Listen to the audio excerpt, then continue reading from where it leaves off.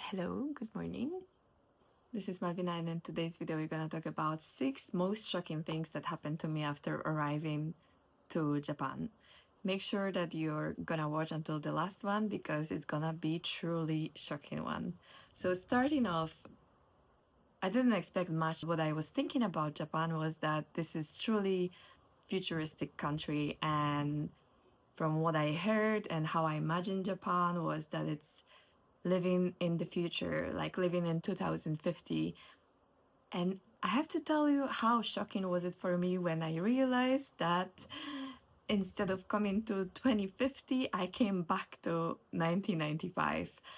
Japan's economy was the greatest in 1980. And the first example for me was when I saw photographs of my husband from 80s, which were made with this super cool Fuji camera, and the photographs were in color. I was really shocked by this. I come from Poland, from post-Soviet country, so imagine me looking at the photos of my brother from the late 80s, they were still black and white. So when I saw photographs of my now husband that were made with this amazing camera and were in color, they look like from a magazine, that you look at childhood of someone from 90s in Poland. I'm editing this video and I just wanted to add that of course colorful camera was possible to have in the 80s in Poland only if your relatives lived abroad. So if you were like middle class, average Kowalski, let's say Tanaka in Japan, you couldn't afford it, unfortunately. In this sense, Japan was definitely much farther than Poland. The first thing when I crossed the airport and I landed in Japan, it didn't come to my mind that I will have to fill in so many paper forms. Where I come from Europe, even in Poland, the paper form is no longer used anywhere. I think they don't even give out paper forms at the city office nowadays. You just have to fill in everything digitally on a tablet or on your phone or whatever they have on their computer, but definitely not on a piece of paper. That was one of my first impressions of Japan after I just landed. Another shocking situation that I'm even ashamed to talk about right now. After I just arrived to Japan, so excited to go to the supermarket because I don't know how you guys, but this is one of the most exciting things when I go to the foreign country is to go to the supermarket, that you can see what local people eat. So that was extremely exciting for me. And I couldn't wait to find all of the tofu that I can eat, or all of the soy sauces, or um, all of the other mochi or like sweets that Japanese people eat. And I spent 1 hour to select all of the products and ingredients that I wanted to buy because, mind you, I don't know the alphabets. There are 3 alphabets in Japan, and like I said before coming here, I didn't study Japanese and I was not particularly interested in Japan, so I didn't have any contact with Japanese language. So I used thank you Google Translate and Google Lens, and I was so happy that I can finally go to the cashier and pay for my products. And cashier, of course, she was very nice. She scanned all of my products, and then there was a time for paying, and I only had with me my phone with credit cards or like debit card that I could use in Japan as well, but it's only with a touch. I didn't have any other payment method with me. I didn't have any cash because it was so obvious to me that in Belgium, like where I come from in Belgium or in Poland, you can pay everywhere with touch. So you don't even need a credit card with you that you have to insert into the machine because you can do everything with your phone. The same when it comes to US right now. So I was really confused and embarrassed. The lady didn't speak very good English, didn't speak English at all. Okay, let me be honest with this. She didn't speak English at all. And I don't speak Japanese at all. I tried to use Google Translate, but it didn't help. So I had a full cart, shopping cart, with all of the products that I wanted to buy, and I gladly come back home and say, "Husband, look, I've been to the supermarket and I bought all of this, but I couldn't pay for it." Unfortunately, I couldn't withdraw any cash. If you have never been to Japan, then maybe you don't know it, but ATMs in Japan are normally can be found inside of the convenience stores. And back then I didn't know that the only ATMs that can withdraw cash from foreign cards are the ones that you can find in 7-Eleven. So I was embarrassed, I was disappointed maybe in myself, and I was pretty much shocked that I cannot do things that I used to do normally in my country or in the countries that I've been and I stayed and I lived. By the way, it was foreign supermarket, so I don't know why I was expecting that maybe it will be a little bit more modern. The third thing that was the biggest shock for me, of course, and everyone is talking about it, futuristic toilets. For those of you that don't know that, in Europe we have normal flush toilets, but we don't have bidet that is built inside of the toilet. This built-in bidet is electric, so not only there is water, but there is also electricity connected to the toilet. To be honest, I was super excited for that. So it wasn't like this is the biggest shock for me. In the beginning I was a little bit scared, but these toilets are amazing, and so I was expecting that. What I saw on one of the first train stations in Tokyo was this, I was expecting this super modern toilet with a lot of options, like with bidets. So I was like, oh my god, amazing, this super hygienic toilet that I can use. But when I went to the train station, I encountered the squatting toilet. And I was like, what's that? Where's the nice bidet built in? So in the middle of Tokyo, I found this squatting toilet, whereas on the countryside, at my family-in-law, I can find this toilet with, I think, 6 or 7 different variants of using the bidet, like small water, big water, or massage water. You can even use sounds for other people not to hear you, but in the middle of Tokyo, I found the squatting toilet, so that was a little bit shocking. And the trash cans. I think so many people already talked about trash cans, so I was expecting that. I was expecting that there won't be any trash cans in Tokyo, only in Tokyo, in Japan in general. But what I saw really surprised me even more. So when you're going out, you really have to have a plastic bag with you, because if you're gonna buy any convenience food or anything at all, you don't have any place to throw it away. I'm sorry to say, one time we went out, my friends, and we had a plastic bag full of our trash that we were going from one club or one bar to another bar with us, because we didn't have any place to leave it, to throw it away. So we were even dancing with a trash bag. Imagine that. And the last, like the biggest culture shock that I experienced in Japan doesn't lay in any convenience store, or like that 7-Eleven is amazing, or that you cannot throw away any trash can, or that people cannot really understand me because of the language. The biggest culture shock that I experienced is that when I came to Japan, I felt as if I went back in time. What I said in the beginning, I really agree with this statement that Japan is stuck in the year 2000 since 1980. And I would say maybe it's stuck in 1995, or when I was born, or maybe like late 90s in Poland, because when I just arrived to Japan, everything reminded me about my childhood. So I don't know if you are familiar with this term Nostalgiacore, but I was feeling so Nostalgiacore like never before in my life. So the first contact that I said was the paper forms. So when I saw all of the paper forms and also the ink you can use for your stamp.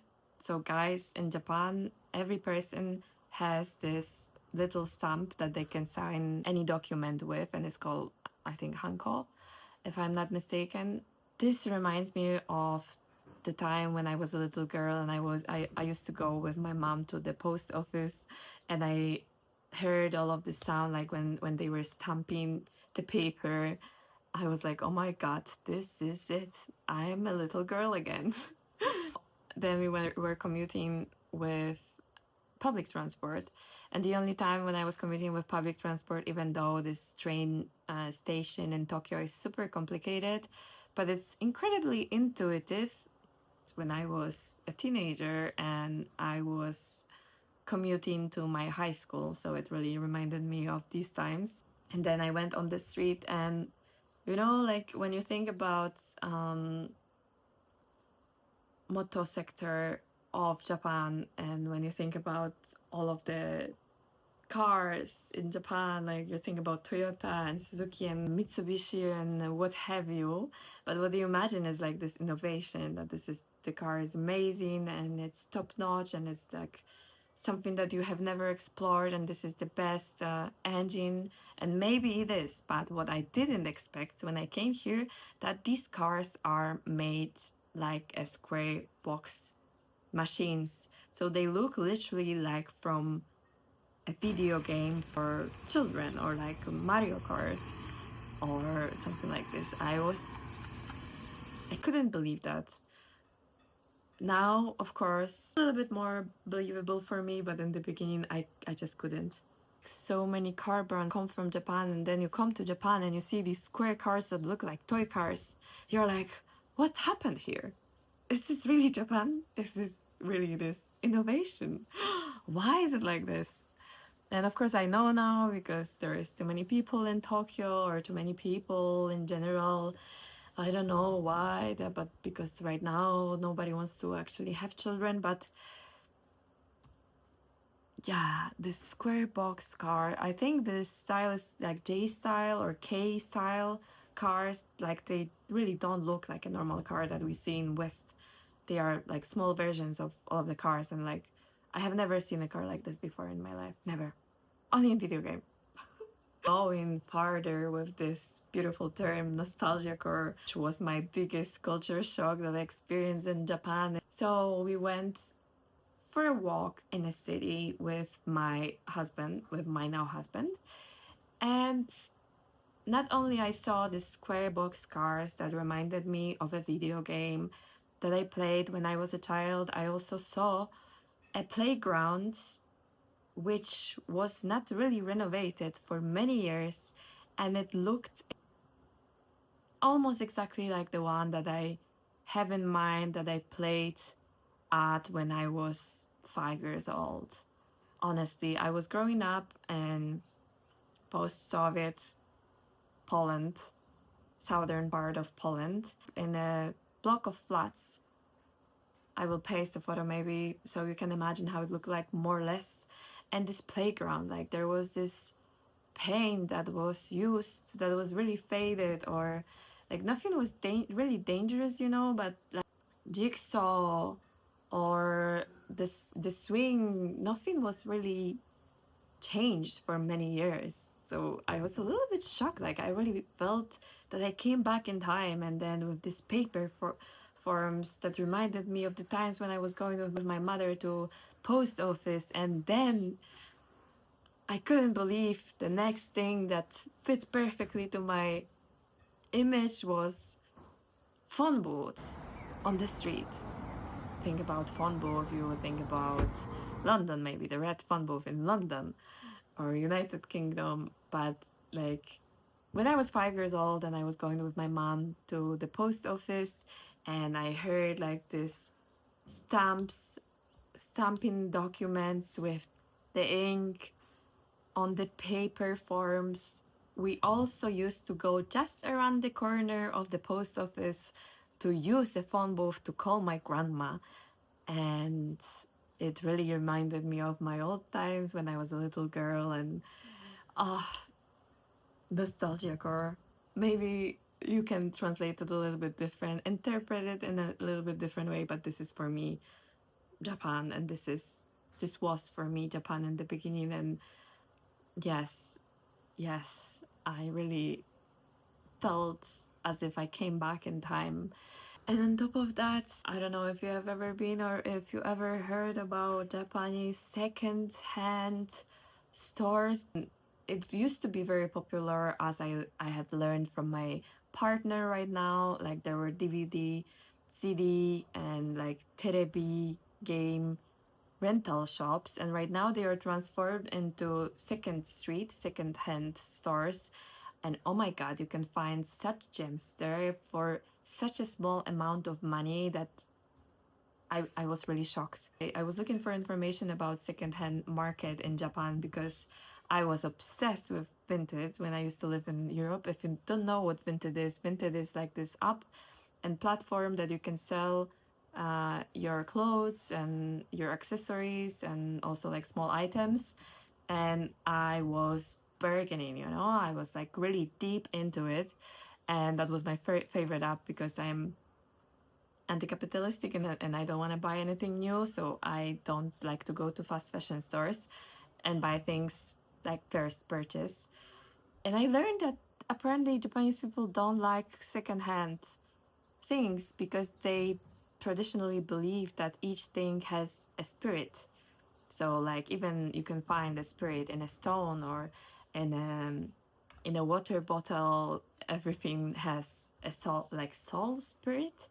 So I was really worried that I will not find anything secondhand. But Second Street is like, oh my god, this is the best second hand stores, and the selection is just amazing because I don't know, I think all of the Japanese women have amazing style, and also the sizes are not so big like in Europe. Like if you went to the secondhand store in Europe, like you know, sometimes like there's really difficult. It's very difficult to find something for yourself. In Japan, you, I don't like to buy a lot of stuff.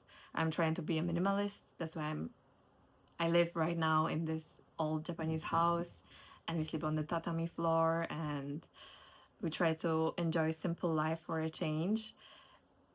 But yeah, like there were so many amazing things that I could buy, and I don't have any clothes here right now, so I was like really thinking about what I'm gonna use, and I couldn't like this the just it was wow, I was shocked. And like unique pieces, you know what I mean, like not something ordinary that you can buy in Shein or Zara or H&M or Uniqlo. It was like really nice selection, so I was wow, surprised. So is Japan living in the future? I don't know if the future is like 1995 and post-Soviet Poland. Then maybe yes. Maybe yes. You have to find for yourself. Those were all of the things that I was really shocked in Japan. And what do you think about Nostalgiacore? Like, do you like it? Have you ever heard about it? I think it's pretty new term. There's so many more things that I would like to add to the Nostalgiacore that I feel in Japan, but I think some of them might be a little bit controversial. There are definitely topics for another video, so I have to keep it brief. And I like to talk a lot apparently, so I'm trying to do my best not to overcomplicate this video and to keep it very short for you. What do you think about these culture shocks? Let me know down in the comments, and what shocked you from my video. Maybe you didn't know something. I think I tried to make it a little bit special and from my point of view. And as you know, I was not interested in anime, so my comparison might be a little bit different. What do you think? Okay, thank you so much for watching. See you in the next video. And don't forget to subscribe and like this video if you enjoyed it. And don't forget to leave me a comment and just let me know what do you think.